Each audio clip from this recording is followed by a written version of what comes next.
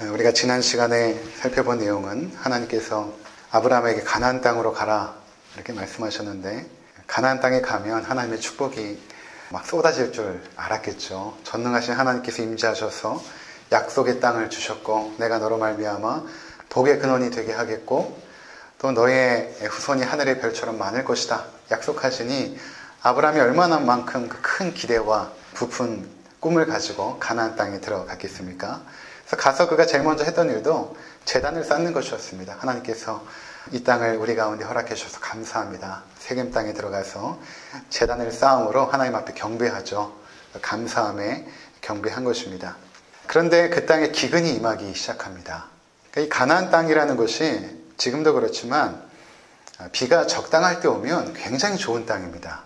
이른 비와 늦은 비가 계절에 맞게 적당하게 와주기만 한다면 가나안 땅처럼 좋은 땅이 없는데, 그렇지 않으면 그 땅은 광야처럼 사막화가 돼버리거든요. 비가 오지 않으면. 그러니까 철저하게 하나님만을 의지할 수밖에 없는 땅이 이제 가나안 땅인데, 그 땅에 기근이 임하니까 아브라함이 충격을 받은 것이죠. 어떻게 하나님께서 이 땅으로 보내셨는데, 하나님의 명령에 따라서 하나님의 축복의 땅이라고 믿고 왔는데 왜 기근이 임하였는가? 라는 부분에 대해서 아브라함은 상당히 충격을 받고 고민을 했던 것 같습니다. 이제 오늘 보여주는 모습은 무엇인가 하면, 그 기근이 임할 때에 과연 아브라함이 어떻게 했는가라는 것입니다. 그리고 하나님은 또 어떻게 하셨는가, 이 두 면을 통해서 우리가 살펴보고자 하는 것입니다. 기근의 때에 아브라함이 했던 신앙의 모습, 그리고 하나님께서는 또 어떻게 하셨는가에 대한 부분들을 보기를 원하는 것입니다. 지난 시간에 말씀드린 것처럼 하나님을 우리가 믿고 신뢰하고 따르는 그 믿음의 여정은 푸른 초장과 쉴만한 물가만 있는 것이 아니라 사망의 음침한 골짜기도 있다라고 말씀을 드렸죠. 예수 믿고 만사 형통하는 것이 아니라 우리 삶에 때때로 고난이 있고 역경이 있고 어려움이 있죠. 기근의 때가 있다라는 것입니다. 뜻하지 않는, 정말 하나님의 축복만 가득할 것 같았는데 그렇지가 않은 것이죠. 인생을 살아보면 그렇지 않습니까? 다 가정마다 보면 다 어려움의 기도 제목들이 하나씩 있고, 눈물을 흘리며 기도할 수밖에 없는 내용들이 다 있어요. 겉으로 보면은 뭐 다 잘 살고 다 행복해 보이는 것 같지만, 실제로 우리 성도들과 깊이 교제를 해보면 다 어려움들이 있고 기도 제목이 없는 가정이 없습니다. 그것을 통해서 하나님께서 우리를 인도하시는, 이 땅에서 기도하라고 인도하시고 또 하나님을 의지하라고 계속해서 기도 제목들을 우리 가운데 허락해 주시죠. 그런 어떤 인생의 기근들이 우리 가운데 때때로 찾아오게 된다는 것입니다. 그 기근이 때로는 심각할 때도 있고 때로는 쉽게 지나가는 기근도 있을 것이고, 아브라함에게 닥친 이 기근은 아주 심각한 기근이었던 것 같습니다. 그래서 그가 어떻게 결정을 하냐면 애굽으로 갑니다. 이집트 아닙니까? 이 팔레스타인 땅에서 좀 내려가면 이제 애굽인데, 애굽으로 가기로 결정을 한 것입니다. 여기서부터 아브라함의 그 신앙의 모습이 흔들리고 있음을 보게 되는 것입니다. 가나안 땅이라는 곳은 사명의 땅이거든요. 아브라함이 그곳에서 하나님의 사명을 감당해야 되는데, 아브라함은 사명을 감당하지 않고 그 땅을 떠나버립니다. 그리고 애굽으로 살 길을 찾아 도망을 가버립니다. 오늘 우리가 살펴보게 되겠지만, 아브라함이 아직까지 그의 믿음이 견고하지 못합니다. 그러니까 여기까지 아브라함의 믿음을 보면 어느 정도냐면, 그 당시에 일반적으로 팔레스타인 땅에 수많은 그 잡신들이 있었거든요. 우상숭배 문화가 만연했으니까 그때 아브라함이 자신에게 하나님이 임재하셨단 말이에요. 그리고 말씀을 주시고, 그때 그 하나님이 누구신지를 아직 아브라함은 잘 알지 못합니다. 그냥 여러 신들 중에 한 신이 나에게 임했구나, 뭐 그런 정도로 생각을 한 것이죠. 우리 주변에 뭐 여러 신들이 많이 있는데 그 중에 한 신이 나에게 임해서 가나안 땅으로 가라 했으니 가나안 땅에 가면 하나님의 축복이 임하겠구나 라고 믿었던 것입니다. 근데 막상 가나안 땅에 갔을 때 기근이 임하자 그는 자신을 불러주신 그 하나님에 대한 그 신뢰감이 없는 상태에서 이제 인간적인 방법들이 동원되기 시작합니다. 우리 애굽으로 내려가야겠다 결정을 해버리죠. 자기의 고향 땅을 등지고 가나안 땅까지 갔을 때 얼마만큼 큰 결정이었겠습니까? 여러분 생각해 보십시오. 자기가 태어나서 자란 그곳을 떠날 때에 그것이 얼마만큼 큰 결정이었겠습니까? 대단한 어떤 믿음의 결정이었겠죠. 근데 실제로 가나안 땅에 왔을 때 기근이 임하자 그의 연약한 믿음의 모습이 그대로 드러난 것입니다. 여러분, 우리의 삶에도 그럴 때가 있지 않습니까? 뭔가 하나님의 뜻이라고 생각하여서 그 길로 걸어가는데 뜻하지 않은 어려움들이 생길 때 여러분들 어떻게 하십니까? 그 자리에 정말 하나님의 뜻이 이곳 가운데 있겠지, 더 하나님 앞에 의지하러 나오십니까? 아니면 이게 아닌가 보다, 뭔가 잘못됐나 보다 라고 해서 나의 방법들을, 나의 지혜를, 나의 경험들을 동원하십니까? 이게 믿음의 문제거든요. 아직 아브라함의 믿음이 견고하게 형성되지 않는 상태에서는 하나님을 신뢰하지 못하는 것입니다. 그러니까 애굽으로 내려갑니다. 그곳으로 가다가 그가 이렇게 아내에게 말합니다. 11절에 보니까 애굽에 이제 가까이 이르렀을 때에 아내 사라에게 이렇게 말합니다. 내가 알기에 그대는 아리따운 여인이라. 그러니까 사라가 그 당시에 상당히 아름다웠던 것 같아요. 나이가 65세인데도 불구하고 아름답다라고 말하는 것을 보면 그냥 얼굴이 예쁜 것이 아니라 굉장히 귀품 있고 우리 고상하고 풍겨지는 모든 모습들이 굉장히 아름다운 그런 모습이었다라고 생각이 되어집니다. 그래서 나중에 보면 그 바로의 고관들도 15절에 보니까 바로의 고관들도 그를 보고 바로 앞에서 칭찬함으로 그 당시 아주 상당한 그런 어떤 귀품이 있는 그런 모습이 사라에게 있었던 것이죠. 그러니까 아브라함이 지금 어떻게 생각을 했냐 하면 이 사라와 함께 애굽 땅에 들어가게 되면 분명히 애굽 사람들이 자기 아내를 탐하여서 빼앗으려고 할 것이다. 그때 결국엔 내 목숨을 노리게 될 터인데 그러면 나의 생명이 보존하지 못하니까 아내에게 말하죠. 당신이 나의 누이라고 속이자. 이렇게 아브라함이 자신의 꾀를 쓰기 시작합니다. 12절에 애굽 사람이 그대를 볼 때 이르기를 이는 그의 아내를 하여 나는 죽이고 그대는 살리리니 원하건대 그대는 나의 누이라 하라. 그러면 내가 그대로 말미암아 안전하고 내 목숨이 그대로 말미암아 보존되리라. 아브라함이 자기 아내를 누이라고 거짓말을 하자라고 이 아내에게 지금 말하고 있는 것이죠. 얼마만큼 비겁한 일인가. 자기의 목숨을 보존하려고, 그렇죠? 목숨을 보존하려고 사랑하는 아내를 누이라고 꾸미기 시작한 것입니다. 자, 결국 어떻게 되는가? 14절에 아브라함이 애굽에 이르렀을 때 애굽 사람들이 그 여인이 심히 아리따움을 보았고 또 바로의 고관들도 그를 보고 바로 앞에서 칭찬함으로 그 여인을 바로의 공으로 이끌어 들인지라. 이에 바로가 그로 말미암아 아브라함을 후대함으로 아브라함이 양과 소와 노비와 암수 나귀와 낙타를 얻었더라. 이게 어떤 장면이냐면 지금 아브라함이 아내를 그 바로에게, 바로가 왕이거든요. 애굽의 왕입니다. 절대 권력자였죠. 그 왕에게 아내로 주고 자기 아내를 누이라고 속여서 아내를 주고 바로로부터 엄청난 짐승과 소유물을 사은품으로 받게 된 것이죠.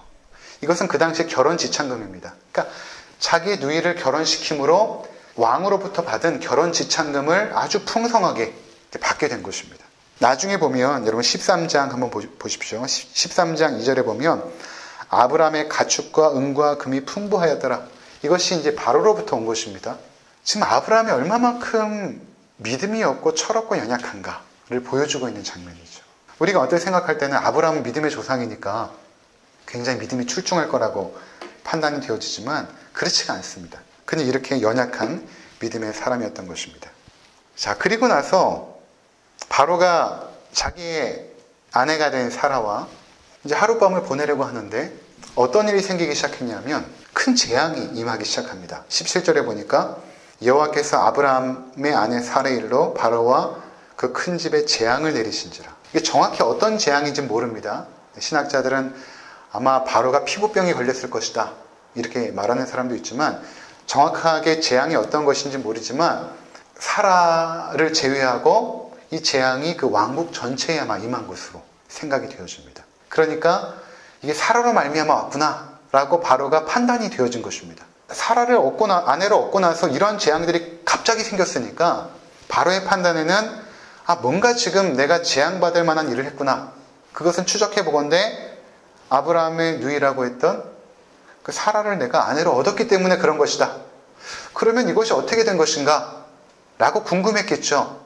신학자들은 추측하기를 아마 바로가 궁에 있는 또는 그 궁 주변에 있는 그 당시에 대단한 점술가들 있지 않습니까? 그 점술가들에게 이제 물어본 것이다. 그랬더니 사라가 아브라함의 아내였다. 그것이 밝혀졌다. 이렇게 이야기들 하더라고요. 아마 저도 그렇지 않았을까 생각이 되어집니다. 바로가 깨달은 것입니다. 사라가 아브라함의 누이가 아니라 아내였구나. 그래서 바로를 부르죠. 18절에 보니까 바로가 아브라함을 불러 이르되 내가 어찌하여 나에게 이렇게 행하였느냐? 내가 어찌하여 그를 내 아내라고 내게 말하지 아니하였느냐? 내가 어찌 그를 누이라 하여 내가 그를 데려다가 아내를 삼게 하였느냐? 내가 어찌하여, 이런 문구가 3번씩이나 반복되면서 바로가 지금 굉장히 분노한 것입니다. 굉장히 화가 난 것이죠. 그런데 아브라함을 어떻게 하지 못합니다. 왜냐하면 지금 바로는 하나님께서 아브라함과 함께 하심을 보게 된 것입니다. 어떠한 그 재앙 속에서 하나님께서 지금 아브라함을 보호하시고 아브라함과 함께 있구나 라는 것을 바로가 깨달은 것입니다. 그러니까 그가 분노하고 격분하지만 아브라함에게 어떻게 할 수가 없는 것입니다. 만약에 하나님께서 개입하지 않으셨다면 아브라함은 벌써 죽었겠죠. 그 바로의 그 절대 주권자 앞에서 아마 바로 못배임을 당했을 것입니다. 근데 바로가 그를 어찌하지 못하고 그냥 탄식만 하는 것입니다. 네가 어찌하여 이렇게 했느냐? 왜 거짓말을 했느냐? 왜 거짓말을 해가지고 왜 나에게 이렇게 큰 어려움을 당하겠느냐? 라고 말하고 내 아내가 여기 있으니 이제 데려가라 이렇게 말합니다. 그리고 20절에 바로가 사람들에게 그의 일을 명하매 그들이 그와 함께 그의 아내와 그의 모든 소유를 보내었더라 이렇게 말합니다. 그 모든 소유를 가지고 아브라함이 왕국을 떠나게 되고 우리가 다음 주에 살펴보게 될 13장에는 그들이 다시 가나안 땅을 올라가는 장면으로 시작이 되어지는 것입니다. 자, 이렇게 첫 번째로 우리가 믿음의 여정을 걸어갈 때 처음에 우리는 믿음이 연약합니다. 처음부터 믿음이 크거나 믿음이 강하지 않습니다. 믿음이라는 것은 하나님과 끊임없는 교제 속에서 하나님을 경험하고 신뢰하는 법들을 배워나갈 때에 믿음이 성장하거든요. 처음에 믿음은 겨자씨와 같습니다. 그러니까 예수님을 믿고 갑자기 믿음이 좋아지는 사람은 없습니다. 처음에 그렇게 보여지는 거예요.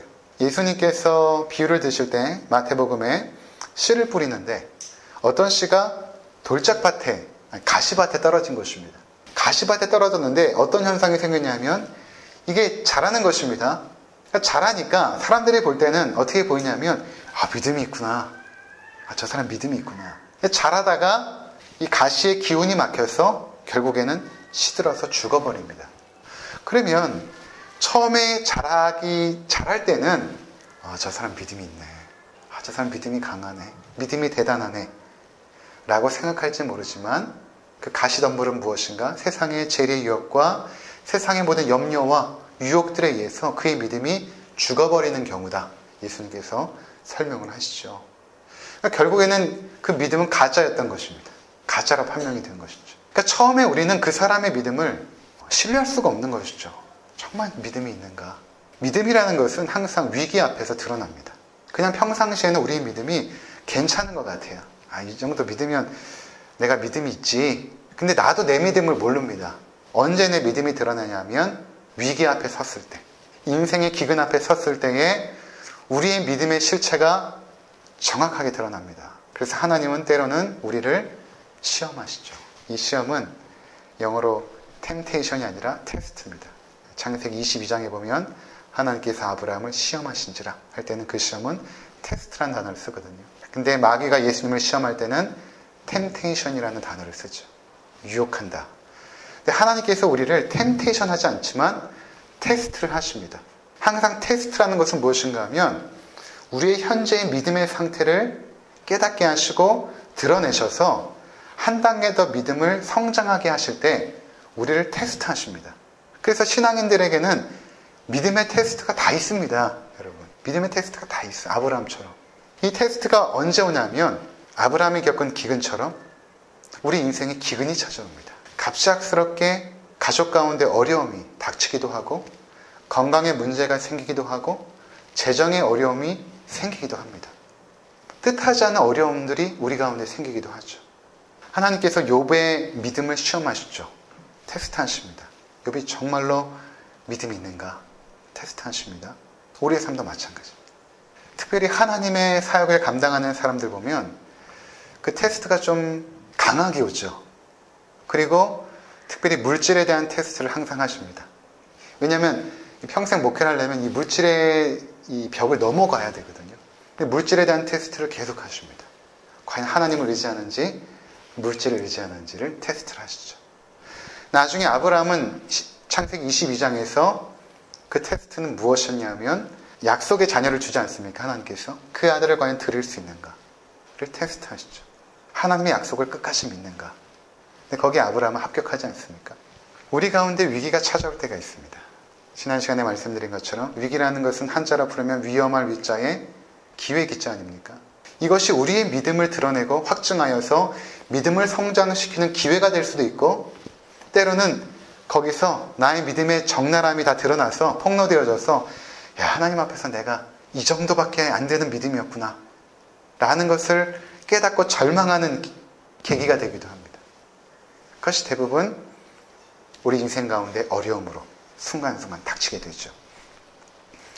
만약 아브라함이 이 당시에 12장 당시에 창세기 22장의 아브라함이었다면 그는 가나안을 떠나지 않았을 것입니다. 절대로 떠나지 않죠. 약속의 땅이니까. 하나님께서 기근을 주셨지만 하나님은 또한 나에게 살 길을 열어주실 것이다 라는 믿음의 확신이 있었을 것입니다. 근데 아직까지는 그 하나님을 신뢰하지 못하니까 인간적인 방법이 나옵니다. 본성이 나오거든요. 그 본성이 무엇이었냐면 거짓말하는 것입니다. 이 아브라함의 거짓말 사건은 나중에 또 등장하거든요. 아내를 누이라고 속이는 사건은 또 등장합니다. 아비멜렉 왕 앞에서 또 속입니다. 그의 본성이 이거예요. 그의 거짓된 본성이 드러나기 시작합니다. 여러분들도 이렇게 지금까지 살아온 인생의 이렇게 여정들을 쭉 보시면 아마 하나님께서 여러분들의 믿음을 테스트하는 순간들이 있었을 것입니다. 어려운 순간에, 위급한 순간에 내가 과연 어떻게 결정할 것인가, 어떻게 판단하고 어떻게 결정하고 어떻게 일들을 진행해 나갈 것인가. 그러니까 제가 이렇게 목회하면서도 성도님들 보면 중요한 결정의 순간에 저분의 신앙의 믿음의 상태가 딱 드러납니다. 평상시에는 굉장히 열정이 있고 그랬던 분인데 아주 중요한 결정의 순간에 그분의 믿음이 딱 드러나더라고요. 때로는 안타깝기도 하고 때로는 제가 감동을 받기도 하고 저분의 믿음이 저 정도였나? 내가 볼 때는 아니었는데 근데 굉장한 견고한 믿음을 보여주기도 하고 하나님 앞에서. 전에 제가 분당에서 사역할 때였는데 이분이 그 딸만 6인 집의 막내딸이에요. 근데 이 가정 가운데 예수를 믿는 사람이 한 명도 없습니다. 막내딸인데 어머님이 돌아가셨는데 어머님이 돌아가시기 1년 전에 이분을 저희 교회로 모시고 와서 계속해서 출석시키고 결국 이제 돌아가신 것입니다. 이분이 어머니를 1년 전부터 데려온 가장 중요한 목적은 무엇인가 하면 장례식을 기독교식으로 하고 싶었던 것입니다. 언니들이 너무 그리스도 앞에 굴복하지 않으니까 장례식만이라도 기독교식으로 해서 그때만이라도 복음을 좀 들려줘야겠다 라고 1년 전부터 준비한 것이죠. 그리고 이제 장례식이 되었는데 난리가 난 것입니다. 제가 첫날 갔는데 벌써 싸움이 나고 난리가 난 거예요. 뭐 들어가는데 벌써 그 언니들이 저한테 막 삿대질을 하고 목사 여기 못 들어온다고 향을 피워놓고 동생은 그 언니한테 계속 설득하고 있고 저는 이제 못 들어가고 첫날 이제 예배를 못 드린 것입니다. 돌아왔어요. 전화가 왔어요. 목사님 빨리 와주세요. 갔더니 다 앉아있는 거예요. 언니들이. 이 동생이 저는 그렇게 믿음이 있는 분인지 몰랐어요. 이 막내 동생이 예수 믿는 지 얼마 안 됐기 때문에 5명의 언니를 다 설득한 것입니다. 왜 기독교식으로 장례식을 해야 되는지. 제가 그 장례식을 인도하면서 계속 복음만 선포한 것입니다. 그리고 장례가 다 끝나고 나서 그 5명의 언니를 다 모시고 주일날 감사 인사를 하러 교회 온 것입니다. 검은 옷 다 입고 오셔서 인사하고 가시더라고요. 그분들이 지금 다 신앙생활 하는지는 모르겠지만 제가 그때 깜짝 놀란 것이 무엇인가 하면 5명의 언니들을 설득할 수 있는 저 정도의 견고한 믿음이 과연 어디서 나왔을까? 저 믿음 과연 어디서 나왔을까? 굉장히 감동을 받은 것이죠. 반면에 또 어떤 분들은 믿음이 굉장히 견고한 줄 알았는데 오히려 그런 것 앞에서 그 의지들이 툭툭 꺾여버리는 또 그런 경우도 또 보게 되고. 아브라함의 이 믿음의 실체가 드러난 것이죠. 믿음이 없는 것입니다. 아주 작은 믿음. 그냥 신이 계시는구나 이 정도의 어떤 믿음만 가지고 아브라함이 있는 것입니다. 여러분 믿음이라는 것은 하나님의 인격과 말씀에 대한 신뢰로부터 시작이 되어지거든요. 근데 이 신뢰는 말씀에 대한 신뢰는 그 인격에 대한 신뢰가 전제되지 않으면 말씀을 믿지 못합니다. 그러니까 아브라함이 하나님의 말씀, 약속의 말씀을 들었지만 믿지 못했던 이유는 하나님에 대한 인격을 아직 신뢰하지 못한 것이죠.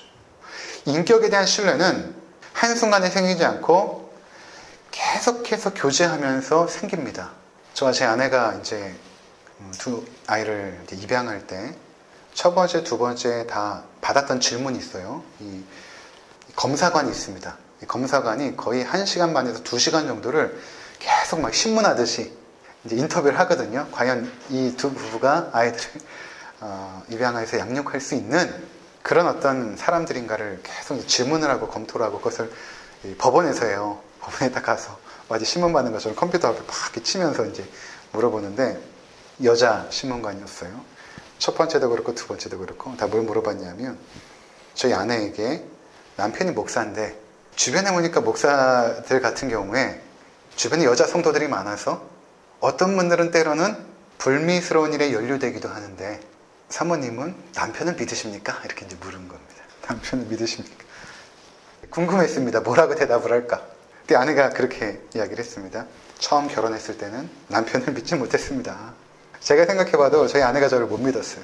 전에 잠깐 말씀드린 적 있죠. 분당에서 사역할 때 그 한 자매가 그 인터넷 쇼핑몰을 오픈을 한 것입니다. 갔더니 그 선물로 그 사은품으로 이렇게 팔찌를 만들었는데 거기에 그 가게 이니셜을 새겨가지고 팔찌를 만들어준 거예요. 선물을 주는데 그걸 제가 찾고 집에 온 것입니다. 우리 아내가 딱 봤더니 거기 이니셜이 새겨져 있으니까 야 저거 무슨 여자 성도한테 받았나 보다. 근데 마침 그 주변에 사모님들이 막 또 옆에서 부추긴 것입니다. 그 목사님 그 수상해. 목사님 믿으면 안 돼. 이러니까 우리 아내가 이제 오해에 빠진 것이죠. 한동안 말을 안 했는데 저는 왜 말을 안 했는지 모르고 그렇게 이제 지나간 것입니다. 그 정도로 저를 못 믿은 거예요. 근데 이제 15년에서 우리 희수할 때 이제 15년째 결혼 15년 차에 입양을 했으니까 아내가 대답하기를 결혼해서 15년을 살아보니까 저희 남편이 믿을 만한 사람이라는 것을 알겠습니다. 이렇게 대답을 했습니다.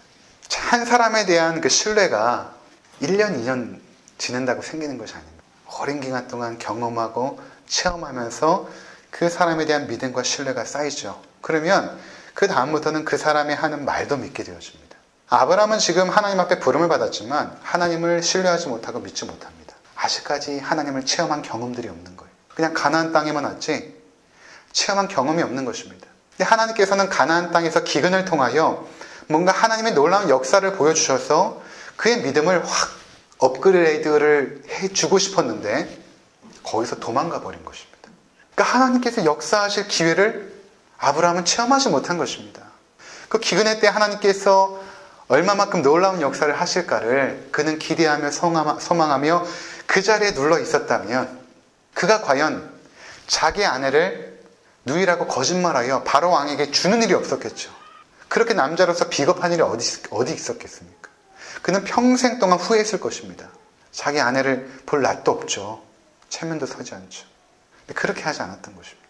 우리가 항상 사명의 자리, 그 자리에 있을 때 때로 어려움이 생길 수도 있거든요. 바울과 실라가 하나님의 부름을 받고 성령께서 꿈에 나타나서 마게도냐 사람을 통하여 이리로 와서 도우라 라고 했을 때 빌립보 성에 가지 않습니까? 하나님의 뜻에 따라서 그 땅에 갔죠. 근데 거기서 덜컥 감옥에 갇혀버립니다. 귀신 들린 아이를 내어 쫓으니까 그 아이가 더 이상 점을 못 치니까 그 주인이 고소하여서 이 바울과 실라가 빌립보 감옥에 갇히지 않습니까? 근데 바울과 실라는 거기서 하나님을 원망하거나 낙심하지 않고 찬양을 하죠. 고요하게 찬양을 합니다. 하나님 앞에 감사 기도를 드립니다. 뭔가 하나님께서 뭔가 뜻들을 이루고 있다. 지금 이 순간에 하나님의 뜻에 따라서 위기가 찾아왔지만 하나님 분명히 위기를 기회로 바꿔서 뭔가 하나님의 역사를 이룰 것이라는 기대와 소망이 있었기 때문에 바울과 실라가 찬양할 수 있었던 것입니다. 그리고 하나님은 옥문을 열게 하시고 간수장을 회개하여 그에게 복음을 전하고 그의 가정에 복음을 전함으로 빌립보 교회가 시작되는 그 일을 하나님께서는 이미 계획하신 것입니다. 그 계획 가운데 옥에 갇힌 것이죠. 그러니까 우리 인생 가운데 기근이 찾아오고 위기가 찾아오면 이것은 결과가 아니라 과정인 것입니다. 뭔가 하나님의 뜻을 이루고자 하시는 뭔가 과정들 속에서 우리의 삶 가운데 어려움들을 툭툭 던져주시는 거예요. 그럼 그 자리에서 우리는 뭘 해야 되냐면 하나님을 기대하고 하나님을 소망해야 되는 것입니다. 뭔가 하나님께서 나의 삶 가운데 일들을 지금 이루어가고 계시는구나. 내가 계획한 대로 일이 진행되지 않는 것은 하나님께서 뭔가 나의 삶 가운데 어떠한 일들을 이뤄가고 있구나 라는 것을 기대해야 되는 것입니다. 결국 아브라함은 그의 연약한 믿음으로 말미암아 초라한 그런 모습을 보여주죠. 자, 마태복음 8장 우리 5절에서 13절 여기 이제 백부장이 나오는데 이 백부장의 하인이 중풍병으로 이제 몹시 괴로워한 상태에 있습니다. 그런데 8절에 보니까 백부장이 대답하여 이르되 주여 내 집에 들어오시면 나는 감당하지 못하겠사오니 다만 말씀 하나 없어서 그러면 내 하인이 낫겠사옵나이다. 이렇게 말합니다. 예수님께서 내가 내 하인을 가서 고쳐주겠다라고 말했더니 예수님 우리 집에 올 필요가 없습니다. 그냥 말씀만 하시옵소서. 나에게도 9절에 나도 남의 수하에 있는 사람이요 내 아래도 군사가 있는데 이대로 가라 하면 가고 저대로 오라 하면 오고 내 종도로 이것을 하라 하면 하나이다. 그러니까 예수님께서 들으시고 놀랍게 여겨 따르는 자들에게 이르시되 내가 진실로 너에게 이르노니 이스라엘 중 아무에게도 이만한 믿음을 보지 못하였노라. 예수님께서 칭찬하신 그 백부장의 믿음, 그 믿음이 어떤 믿음입니까? 예수님의 말씀을 신뢰하죠. 예수님의 말씀을 신뢰했다는 것은 다른 말로 하면 예수님의 인격을 신뢰하고 있다는 것입니다. 예수님을 경험하지 못했음에도 불구하고 그는 예수님의 인격을 신뢰한 것입니다. 그러니 예수님 말씀만 하시면 그대로 될 것입니다. 아브라함은 하나님에 대한 그 인격을 모르니까 하나님의 약속조차도 믿지 못한 것입니다. 마태복음 15장으로 가시면 21절에 이제 가나안 여인이 나옵니다. 가나안 여인이 등장했다는 것은 그 당시에 가나안 여인은 이방 여인이어서 돼지 취급을 받던 개돼지 취급을 받던 그런 여인들이었습니다. 그러니까 유대인들을 아주 그들을 혐오시했죠. 근데 그 여인이 이제 귀신 들린 딸 때문에 나온 것입니다. 22절에 보니까 가나안 여자 하나가 그 지경에서 나와 소리질러 이르되 주 다윗의 자손이여 나를 불쌍히 여기소서 내 딸이 흉악하게 귀신이 들렸나이다. 예수님께서 아무 말씀도 안 하시고 그냥 가던 길을 계속 가세요. 23절에 제자들이 와서 청하되 말하되 그 여자가 우리 뒤에서 소리를 지르오니 그를 보내소서. 예수께서 대답해 이르시되 나는 이스라엘 집에 잃어버린 양 외에 다른 데로 보냄을 받지 아니하였노라 하시니 나는 그 너희 같은 이방 가나안 여인을 위해서 온 것이 아니다. 지금 이 여인을 지금 시험하고 있는 것이죠. 예수님께서 시험하고 있는 것입니다. 그랬더니 25절에 여자가 와서 예수께 절하여 이르되 주여 저를 도우소서. 대답하되 자녀의 떡을 취하여 개들에게 던짐이 마땅하지 아니하니라. 무슨 말입니까? 지금 가나안 여인들은 개, 돼지 취급을 당하는데 너는 지금 개와 같은 여인이다. 유대의 교로 봤을 때 이건 예수님의 입장이 아닙니다. 유대교의 입장을 예수님께서 대신 말씀하시는 것입니다. 유대교인들이 너희들을 개 취급하지 않느냐. 가나안 여인들을, 이방 여인들을 너는 그런 여인이다. 계속해서 예수님께서 시험하시는 것입니다. 근데 27절에 여자가 이르되 주여 옳소 이다마는 개들도 제 주인의 상에서 떨어지는 부스러기를 먹나이다 하니 주님 말씀입니다. 내가 개입니다. 나는 이방 여인이고 하나님 앞에서 개 취급받아도 마땅한 사람입니다. 그렇지만 그런 개들도 주인의 상에서 떨어지는 부스러기라도 먹지 않습니까? 나에게도 그런 조그만 은혜라도 좀 주십시오. 그랬더니 28절에 예수께서 대답하여 이르시되 여자여 내 믿음이 크도다. 내 소원대로 되리라 하시니 그때로부터 그의 딸이 나으니라. 믿음이 크다. 믿음이 크다 말씀하시죠. 어떻게 이 여인에게 예수에 대한 이 확고한 믿음, 이 큰 믿음이 있었을까?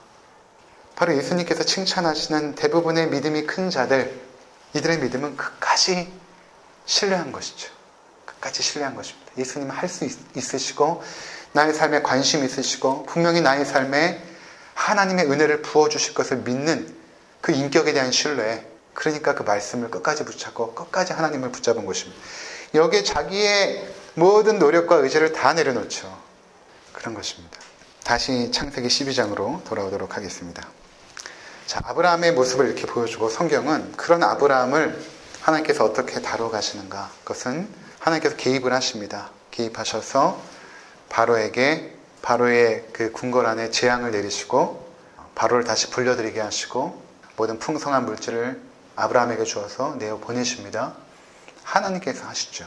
그러니까 하나님은 지금도 우리 삶 가운데 하나님께서 계획하시고 목정하신 바들을 이루기 위해서 신실하게 역사하십니다. 우리는 계속해서 나의 방법과 계획들을 동원하여 뭔가 나의 삶을 움직여 가보려고 하지만 그때마다 실패할 때 하나님은 찾아오셔서 다시금 그분의 신실하심을 보여주십니다. 이것을 통해 아브라함의 믿음이 형성이 되어집니다. 아직까지도 연약해요. 20장까지 가야, 21장까지 가야 결국 아들을 주셔야 그의 믿음이 확고해집니다. 아들을 이제 100세 때 주시지 않습니까? 그 전까지는 계속 흔들려요. 근데 마지막에 아들을 주시자 그의 믿음이 견고하게 서거든요. 믿음의 조상으로 세워나가십니다. 그러니까 하나님께서 우리를 인도하시는 믿음의 여정도 똑같습니다. 처음에는 연약한 믿음으로 하나님 앞에 나왔지만 신앙의 여정 가운데 우리의 믿음이 어떻게 성장하는가? 말씀을 통하여 성장하기도 하지만 실은 그 말씀 속에서 하나님의 인격을 체험할 때 성장을 합니다. 그 체험들이 반복되어질 때 하나님의 인격에 대한 신뢰가 견고해지기 시작합니다. 그러니까 처음에 한두 번 이렇게 되면 그때 참 하나님께서 나의 삶 가운데 역사하셨어 이러고 끝나버리는데 하나님이 계속 우리의 삶 가운데 찾아오시고 그분이 얼마만큼 믿을만하고 나를 사랑하시고 나의 삶 가운데 역사하시는지를 경험하게 하심으로 하나님에 대한 그 신뢰를 견고케 하십니다. 그리고 흔들림 없는 믿음의 삶으로 빚어가시죠. 하나님께서 그렇게 하시는 것입니다. 우리가 그냥 아브라함은 믿음의 조상이다 라고 생각하고 12장을 딱 보면 전혀 이해가 되지 않죠. 아브라함의 모든 모습들이. 근데 하나님은 아브라함을 보게끔 하기 위하여 성경을 기록한 것이 아니라 그 연약한 아브라함을 세워나가시는 하나님이 얼마만큼 믿을 만한 분이신가. 신약 성경은 예전에 믿부시다라는 단어로 해석을 했거든요. 하나님 얼마만큼 믿부신가. 믿음직할 만한 분인가 라는 단어죠. 믿부신가. 하나님 얼마만큼 믿부신 분인가를 계속해서 우리 가운데 체험적으로 확인시켜 주는 것입니다. 지금도 우리는 그런 인생의 여정 가운데 있죠. 그래서 여러분 사망의 음침한 골짜기가 우리 삶 가운데 찾아올 때에 오히려 그때 하나님을 기대하는 것입니다. 하나님께서 또 어떻게 역사하실까? 또 어떻게 일하실까? 그리고 잠잠히 그 자리에서 도망가지 말고 내 계획이나 성급하게 뭔가를 결정하지 말고 잠잠하게 기도하고 그 자리에 있어야 되는 것이죠. 쉽게 우리 자리를 움직여서는 안 됩니다. 아닌가 보다 라고 떠나버리면 안 됩니다. 묵묵히 그 자리에서 기근이 일어날 때 그 자리에서 묵묵히 기도하면서 하나님의 뜻이 어디 있을까? 하나님이 역사하실 때까지 기다리는 것입니다. 기도하면서 섣불리 움직이지 말고 섣불리 결정하지 말고 그러다 보면 하나님께서 역사하세요. 그래서 내가 풀어가면 힘들어요. 막 머리 써야 되고 일일이 사람 만나야 되고 힘듭니다. 그런데 잠잠히 하나님께서 일하실 걸 기대하면서 기도하다 보면 하나님께서 문제를 일사천리로 해결해 나가세요. 야, 하나님께서 이렇게 역사하시는구나. 참 기도할 때 하나님께서 일하시는구나.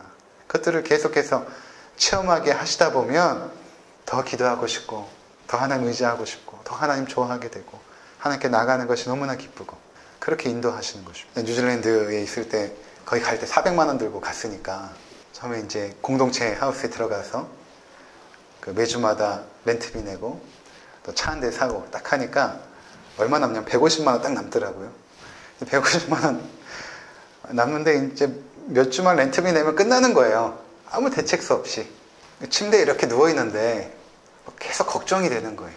그 다음날 일어나도 야, 여기까지 왔는데 이거 어떻게 살아야 되지? 막막한 거예요. 그때 우리 아내 나이가 23살이었고 전 이제 30살이었는데 막막한 거예요. 갑자기 아내가 종이를 프린터 A4지 있잖아요. 프린터를 해가지고 저한테 딱 갖고 왔어요. 봤더니 뭐라고 써 있었냐면 방문 기타 교실, 또 한 장에는 방문 컴퓨터 교실, 이렇게 두 종류로 이거 들고 나가자는 거예요. 나가가지고 뉴질랜드 곳곳에 한인 마켓 있지 않습니까? 한인 마켓뿐만 아니라 한인들이 하는 상점에 다 들어가가지고 이것 좀 붙이게 해주세요. 해가지고 붙인 것입니다.